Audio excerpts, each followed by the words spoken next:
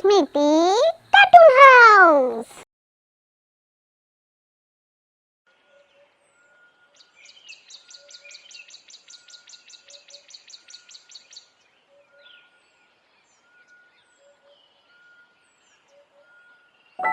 তাদের বাবা ছিলেন একজন চাষি। তাদের বেশ খানিকটা জমি ছিল।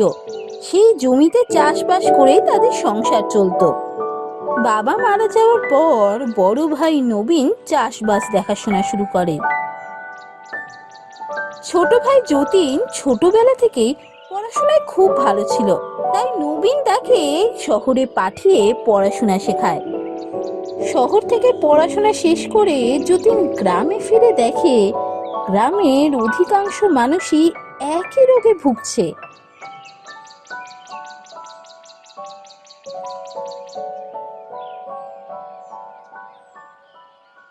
এতো ভাই আমার এসে গেছে। তোর এত দেরি হলো কেন রে? আমি সে কখন থেকে বসে আছি তুই আসবি বলে। হ্যাঁ, একটু দেরি হয়ে গেল। আমি অনেকক্ষণই এসেছি, কিন্তু গ্রামে ঢুকে দেখি গ্রামের সবারই প্রায় একই রকমের রোগ। কি ব্যাপার বলো তো দাদা? হ্যাঁ রে ভাই, গ্রামে সবাই খুব ভুগছে। সব একই ধরনের অসুখ করছে। এই শোন, তুই কিন্তু বেশি বাড়ির বাইরে যাস না, বুঝলি তো? বৈদ্যমশাই চেষ্টা করছেন আগে এরও গ্রাম থেকে যান, তারপর গ্রাম ঘুরে ঘুরে দেখিস, বুঝলি তো? সবে শহর থেকে এসেছিস, তোর কিন্তু এ রোগ হয়ে যাবে। একদম বেশি বাড়ির বাইরে বেরোবি না, বুঝলি? আমি বেরোলেই আমার হয়ে যাবে? কেন, এটা কি কোনো ছোঁয়াচে রোগ নাকি? বৈদ্যমশাই কি বলেছেন এটা ছোঁয়াচে রোগ? দেখ, যদিন আমি অত শত জানি না, তোকে যেটা বললাম তুই শুনবি। তুই এখন এত বাড়ির বাইরে বেরোবি না, বুঝলি? আমি এখন যাই, আমার অনেক কাজ আছে। এখন এরকম দাঁড়িয়ে দাঁড়িয়ে কথা বললে আমার চলবে? তুই যা, হাত মুখ ধুয়ে একটু খাওয়া দাওয়া কর দেখি গিয়ে।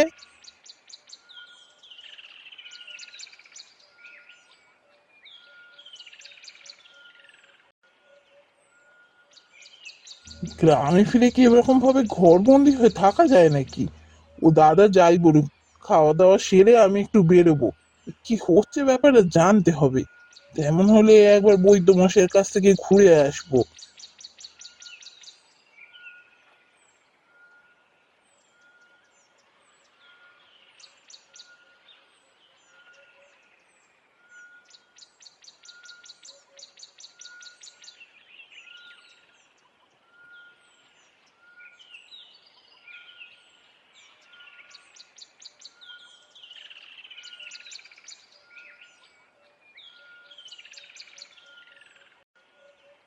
এ কি গো রমলা মাসি, তুমি এই পুকুর থেকে জল নিয়ে কোথায় যাচ্ছো? কে? যতীন না? হ্যাঁ, আমি যতীন। তুমি এই পুকুর থেকে জল নিয়ে কোথায় যাচ্ছো? যতীন, কতদিন পর দেখলাম রে তোকে। কবে ফিরলি গ্রামে? এই তো আজই ফিরেছি। এই ফিরেই গ্রাম ঘুরতে বেরিয়েছি। কিন্তু তুমি জল নিয়ে কোথায় যাচ্ছ বললে না তো? আর এই জল নিয়ে কি করবে তুমি? কি যে সব প্রশ্ন করিস! এই শহরে গিয়ে দেখছি গ্রামকে একেবারে ভুলে গেছিস। আরে বাবা, পুকুর থেকে জল নিয়ে যাচ্ছি কি এমনি রান্না করব, খাবো।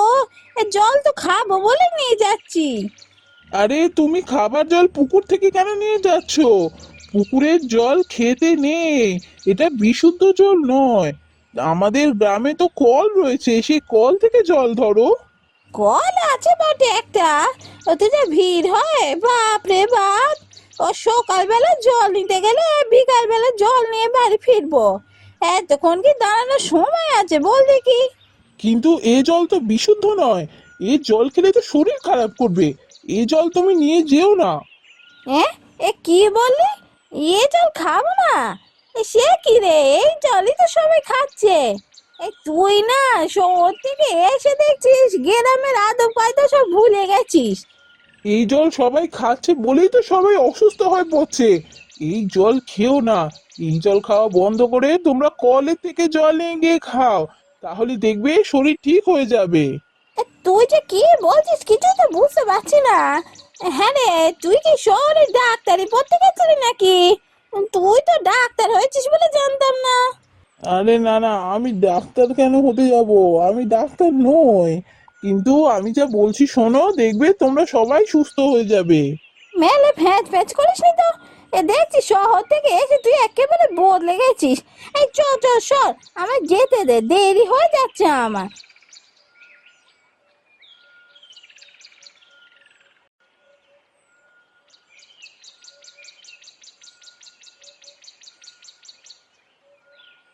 না, এভাবে হবে না দেখছি।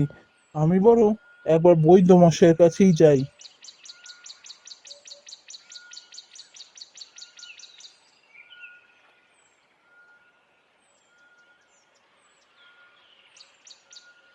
যতীন বৈদ্যমশাইয়ের কাছে গিয়ে তার দেখা সমস্ত ঘটনা বলল। দেখো যতীন, তুমি যা বলছো তা একদম ঠিক, কিন্তু এদেরকে আমি বোঝাই কি করে, আর বলবোই বা কি করে বলো তো? এই গ্রামে তো মাত্র একখানা কল। সেই কলে এই গ্রামের সমস্ত মানুষের কি জলের চাহিদা মেটে? এজন্য সবাই পুকুর থেকে জল আনে। সেখানে তো আমার কিছুই বলার নেই, আমি বললেও ওরা বুঝবে না। তা হোক, আপনি একবার চেষ্টা করে তো দেখুন বৈদ্য মশাই। আমার কথা কেউ শুনতেই চাইছে না। সবাই জিজ্ঞেস করছে তুমি কি ডাক্তার নাকি। আপনাকে এই কথা কেউ বলতে পারবে না। আপনাকে সবাই মেনে চলে। আপনি এ গ্রামের বৈদ্য। দেখো যতীন, তুমি শহর থেকে পড়াশোনা করে এসেছো বলে তুমি এসব বুঝছো, কিন্তু এই গ্রামের সব মানুষ এসব বোঝে বলো দেখি? আমার কথা ওরা শুনবে না। তবু তুমি বলছো যখন আমি বলবো, কিন্তু লাভের লাভ কিছুই হবে না। এই পুকুরের জল খেলে যে ওদের অসুখ হতে পারে, এ কথা ওদের বোঝানোই মুশকিল। ওদের একটাই কথা, এত বছর ধরে সবাই খেয়ে আসছে, ওদের পূর্বপুরুষরাও তো এই জল খেয়েছে, তাদের কিছু হলো না, তাহলে এখন কেন ওদের অসুখ করবে? না, দেখছি আমাকেই কিছু একটা করতে হবে। ঠিক আছে বৈদ্য মশাই, আপনি আপনার মতো করে চেষ্টা করুন। আমিও চেষ্টা করছি। আমি এখন আসছি।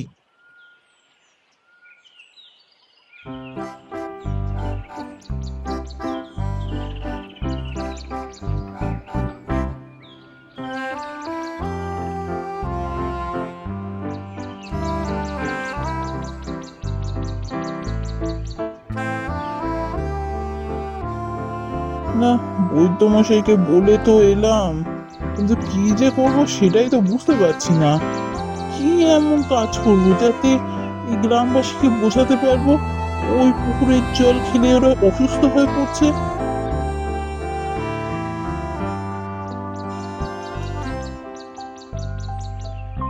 আরে বাস, দারুণ একটা বুদ্ধি এসছে। এই কাজটা যদি আমি করতে পারি, তাহলে সমস্ত গ্রামবাসী সুস্থ হয়ে যাবে। না, এটা আমাকে করতেই হবে।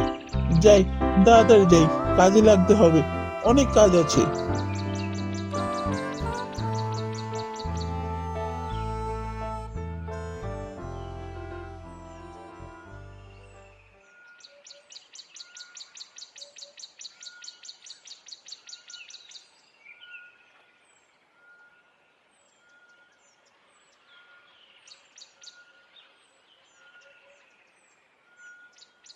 আরে ও হরির মা, কোথায় গেলে গো? বলি এত দেরি করছো কেন?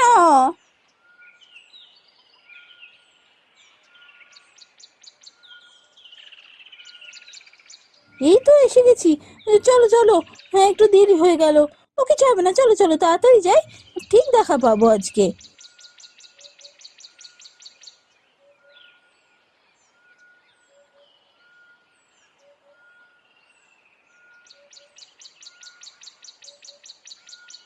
আরে রমলা মাসি না? রমলা মাসি, ও রমলা মাসি, কোথায় যাচ্ছ গো? আ তুই, এই তো রে, ওই যে নতুন যে বাবা এসেছেন না, ওনার কাছে যাচ্ছি। নতুন বাবা? কে নতুন বাবা? কোথায় এসেছেন? জানি না তো। সে কি রে, তুই জানিস না? আরে বড় মন্দিরের পাশের এই বটতলাতেই তো এসেছেন এক সাধু বাবা। সে কি, আমি তো এই ব্যাপারে কিছুই জানি না। এই যে বলিস, গ্রামে সবাই জানে। আরে উনি সাক্ষাৎ ভগবান। কেন, উনি কি এমন করেছেন যার জন্য তুমি এমন বলছো? আরে উনি এমন একটা মন্তব্যতে জল দিচ্ছেন, সে জল খেলে গ্রামের সবাই সুস্থ হয়ে যাচ্ছে। তাই নাকি? তাহলে তো একবার যেতেই হচ্ছে। না, আমি একবার গিয়ে ঘুরে আসবো। আরে হ্যাঁ হ্যাঁ, চ। ওখানে জানিস না রোজ যা ভিড় হচ্ছে না, গ্রামের সবাই তো যাচ্ছে। এই চ, আমাদের সাথে চ না। না না, আমি এখন যেতে পারবো না। বাড়িতে মেয়েটা একা আছে, যতীনও তো ফিরে গেছে, আর ও তো সেই সকালবেলায় মাঠে চলে গেছে। আমাকে এখন বাড়ি যেতে হবে। আমি বরং কালকে যাব। এখন আসি, হ্যাঁ?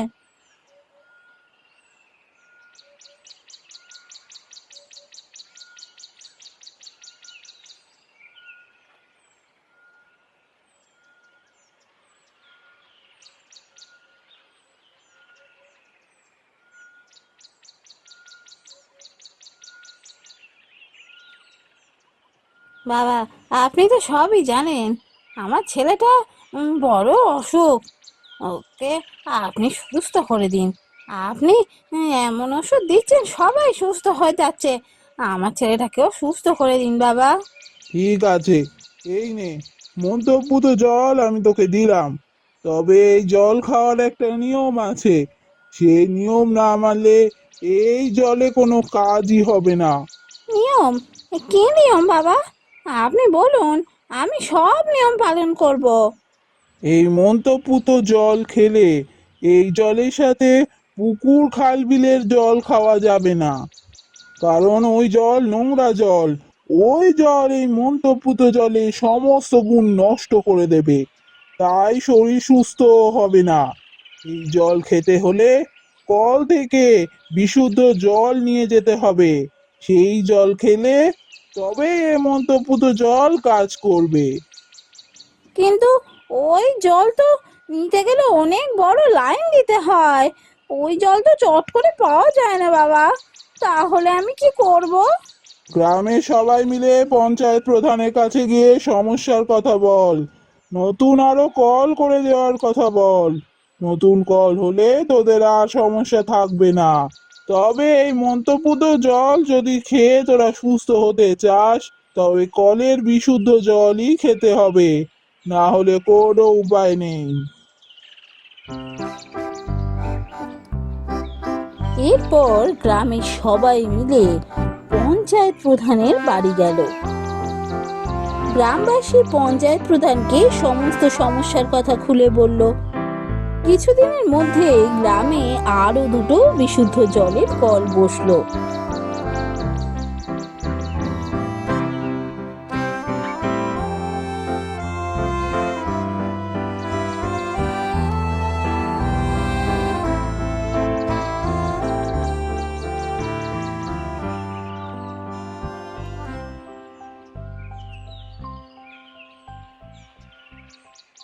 আরে যতীন যে, এসো এসো, তোমার কথাই ভাবছিলাম।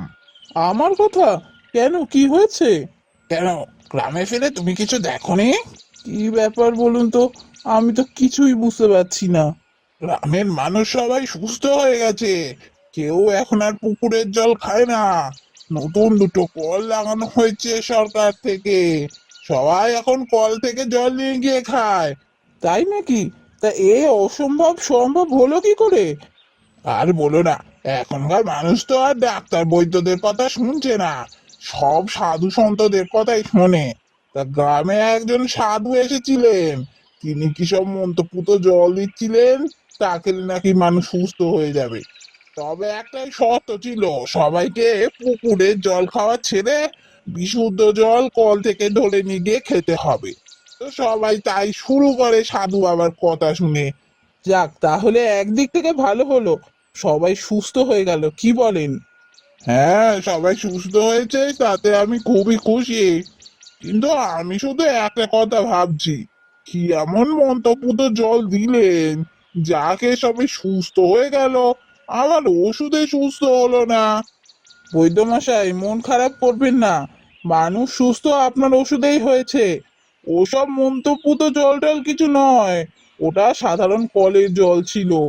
মানুষকে সঠিক পথে আনার জন্য ওটা করতে হয়েছিল আমাকে। সে কি কি বলছো তুমি? ওটা তাহলে ছল করে তুমি এসেছিলে সাধু সেজে মানুষকে এই পুকুরের জল খাওয়া বন্ধ করার জন্য? কি কি গো, আমি তো বুঝতেই পারিনি। যাতে কেউ না বুঝতে পারে সেরকমই তো ছদ্মবেশ নিয়েছিলাম। বুঝতে পারলে তো যে কারণে ছদ্মবেশ নেয়া সে কারণটাই তো সম্পূর্ণ হতো না। যাক, তোমার মাথায় বুদ্ধি আছে দেখছি। যা হোক, সবাই সুস্থ হয়ে গেছে, এটাই অনেক। আর আজকে আমার এটা জেনে ভালো লাগলো যে আমার ওষুধে এই মানুষ সুস্থ হয়েছে, কোনো মন্তব্য তো জলে নয়।